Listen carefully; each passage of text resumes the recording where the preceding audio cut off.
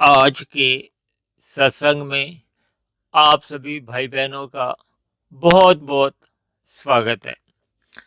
आज के सत्संग में चर्चा का विषय संग्रह यानी कीचड़ इस पर करने जा रहे हैं। देखिए, संग्रह शब्द भौतिक जगत में इस अधिक इस्तेमाल होता है, लेकिन वर्तमान परिस्थितियां कुछ ऐसी देखने में मेरे आई हैं कि मैंने इस पर थोड़ा मन बनाया है कि इस पर थोड़ी चर्चा करके, ताकि साधारण मनुष्य का थोड़ा ध्यान इस संग्रह का दलदल या कीचड़ थोड़ा ध्यान उस पर केंद्रित हो, ताकि अपने जीवन में ये जो संग्रह रूपी बुराई है ना, इससे वो बच सके। शायद आपको ध्यान होगा कि हमने 10-12 महीने पहले लाभ, लोभ और संग्रह पर भी एक सत्संग किया था। देखिए, आम बोलचाल में हम संग्रह शब्द को तो अक्सर इस्तेमाल करते रहते हैं, लेकिन कीचड़ शब्द को हम साधारण भाषा में इस्तेमाल भी नहीं करते और कीचड़ में जाना पसंद भी नहीं करते और कीचड़ में रहना भी बिल्कुल भी पसंद नहीं करते। लेकिन मैंने आज के सत्संग में संग्रह को एक कीचड़ के साथ तुलना कर दी है, अर्थात संग्रह शब्द को मैंने कीचड़ के साथ ही जोड़ दिया है, ताकि आपको जो भी इस पर ज्ञान दिया जाए तो आप थोड़ा उस संग्रह रूपी शब्द पर थोड़ा गहरा विचार कर सके, ताकि हमारे जीवन में जो संग्रह के कारण या कीचड़ के कारण जो बुराइयां आ जाती हैं, उन बुराइयों से हम बच जाएं, ताकि हमारा जीवन अधोगति की ओर नहीं जाए। देखिए, हम सभी को मनुष्य जोनी मिली है और मनुष्य जोनी बार बार कही गई है कि मनुष्य जोनी में ही परमात्मा को जाना जा सकता है, समझा जा सकता है और पाया जा सकता है। देखिए, शास्त्रों में 3 ही तत्वों का जिक्र है। एक भगवान, दूसरी माया या प्रकृति को जो आपके हमारे देखने में आती है, और तीसरा आत्मा या जीव या देखिए, 84 लाख जोनियां बताई गई हैं। 84 लाख जोनियों में असंख्य जीव हैं। यानी देखिए, जैसे हमारे स्थूल शरीर की आवश्यकताएं होती हैं, ऐसे प्रकृति में रहने वाले अन्य जीव जितने भी हैं, उनको भी उनकी भी स्थूल शरीर की आवश्यकताएं होती है। देखिए, हमें नाश्ता चाहिए, सुबह का नाश्ता हमें चाहिए, दोपहर की रोटी चाहिए, रात की रोटी चाहिए, सोने के लिए पलंग चाहिए। मतलब ये जीवन की एक आवश्यकता है। जैसे हमारे जीवन में कुछ आवश्यकताएं होती हैं, ऐसे अन्य जीवों की भी आवश्यकताएं होती हैं। देखिए, प्रकृति में परमात्मा द्वारा एक ऐसी व्यवस्था है कि देखिए, अन्य जीवों की जो आवश्यकताएं हैं वो प्रकृति में ही सहज रूप से पूरी हो जाती है। लेकिन मनुष्य जोनि पाकर, क्योंकि सबसे अधिक बुद्धि मनुष्य में है। देखिए, जितनी पशु में बुद्धि है उससे अधिक मनुष्य में बुद्धि होती है ना। जितनी एक पक्षी में बुद्धि है तो पशु में अधिक बुद्धि है। एक चींटी में जितनी बुद्धि है उससे अधिक। देखिए, ये बुद्धि का विकास होता है। आपको ध्यान होगा, हमने वनस्पति की यात्रा पे एक बहुत लंबा एक सत्संग किया था, तो उसमें हमने बताया था ना कैसे कैसे पेड़ पौधों का विकास होता है।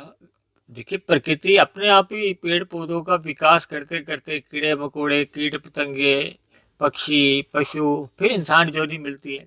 दूसरी बात, शास्त्रों में प्रकृति को या माया को 24 तत्वों का बताया गया, लेकिन साधारण मनुष्य केवल पृथ्वी, जल, अग्नि, वायु, आकाश को ही एक प्रकृति समझ लेता है या माया समझ लेता है।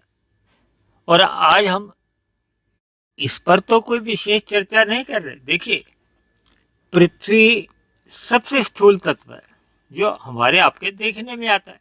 देखिए, हमारा सबके शरीर भी पृथ्वी, जल, अग्नि, वायु, आकाश के ही बने हैं। पृथ्वी से जो कम स्थूल होता है वो जल होता है, जल से भी कम स्थूल होती है अग्नि, और वायु हमारे महसूस करने में आती है, और आकाश तो बिल्कुल ही हमारे एक शब्दों का विषय बन जाता है। तो मनुष्य आकाश का तो संग्रह नहीं करता, वायु का तो संग्रह नहीं कर पाता, अग्नि और जल का भी लगभग नहीं कर पाता, लेकिन स्थूल पदार्थों का संग्रह करना शुरू कर देता है। भले ही ये स्थूल पदार्थ खाद्य सामग्री के रूप में हो, यानी खाने पीने की वस्तुओं का हो, या सुख सुविधा के साधनों का हो। देखिए, हमारी चर्चा का मतलब ये नहीं है कि देखिए हर रोज खाना बनाने के लिए दाल चावल आटा हर रोज आप खरीद के लाएं, लेकिन एक मर्यादा में या एक उचित मात्रा में इन पदार्थों को आप रख सकते हैं।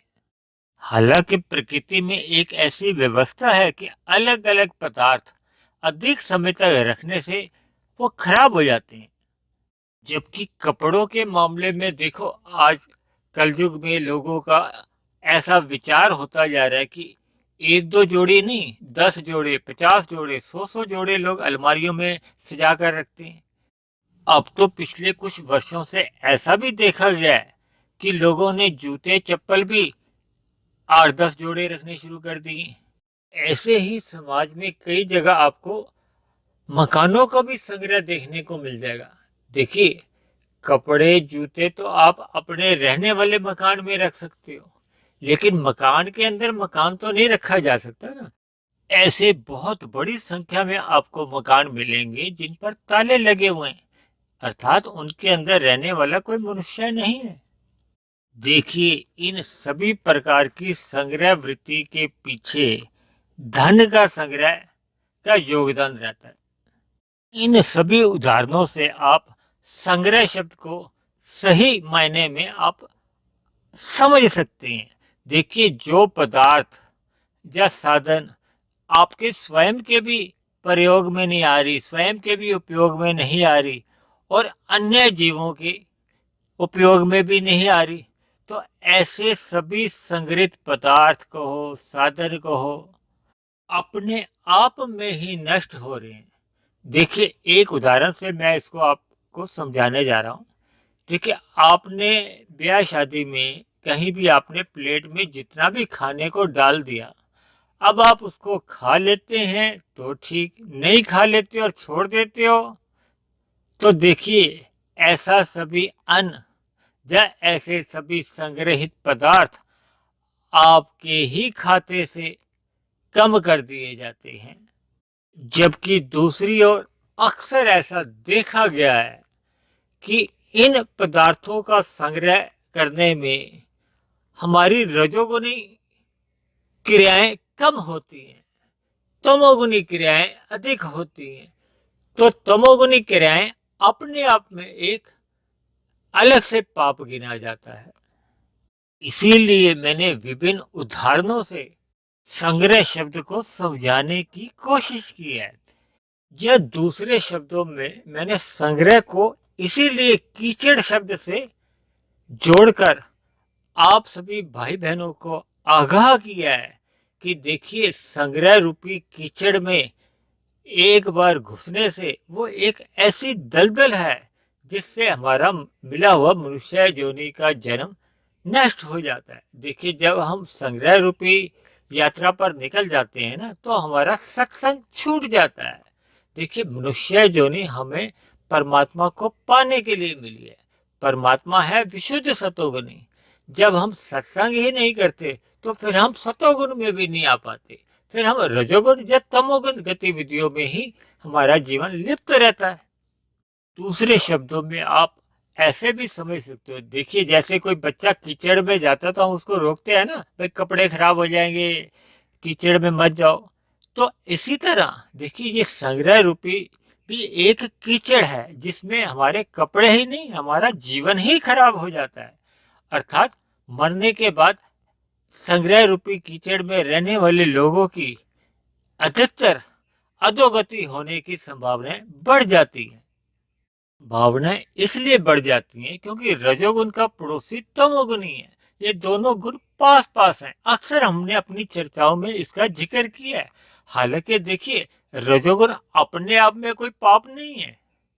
देखिए, रजोगुण में रहते हुए अगर आप संग्रह वृत्ति में भी कोई लग जाता है तो वो अपने आप में पाप नहीं है।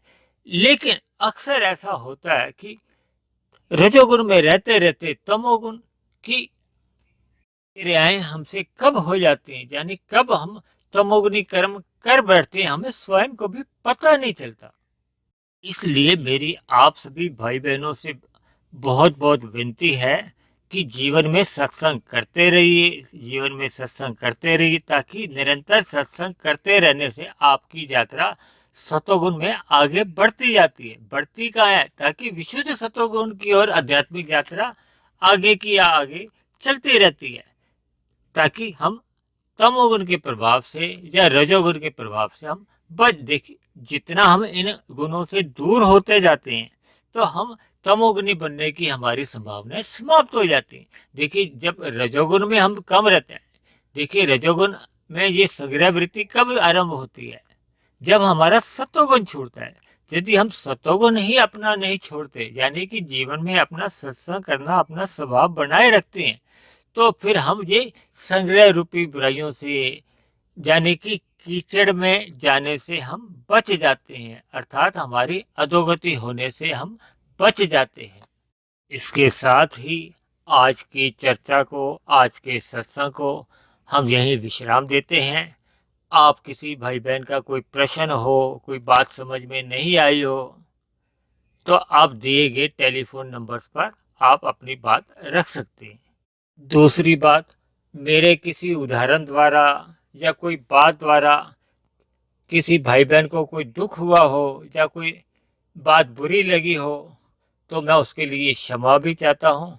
देखिए, कभी कभी बात की तह तक जाने के लिए कुछ ऐसे उदाहरण देने आवश्यक हो जाते हैं कि बात आपके समझ में आ जाए। तो इन्हीं शब्दों के साथ आज के सत्संग को, आज की चर्चा को हम यहीं विश्राम देते हैं। आप सभी भाई बहनों का बहुत बहुत धन्यवाद।